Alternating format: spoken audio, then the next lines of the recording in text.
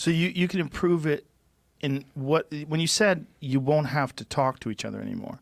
We used to joke around about that. I've joked around about that a million times on this podcast, that one day in the future there's going to come a time where you can read each other's minds. Yeah. And Well, you'll be able to interface with each other in some sort of a non-verbal, non-physical way where you will transfer data back and forth to each other without having to actually use your mouth. and when you, like, what happens let's say you've got some complex idea that you're trying to convey to somebody else.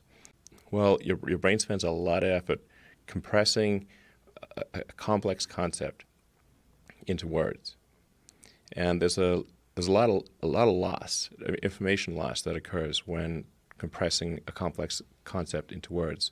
And then you say those words are then interpreted, then they're decompressed by the person who is listening, and they will at best get a very incomplete understanding of what you're trying to convey. It's very difficult to convey a complex concept with precision because you've got compression, decompression. You may not even have heard all the words correctly.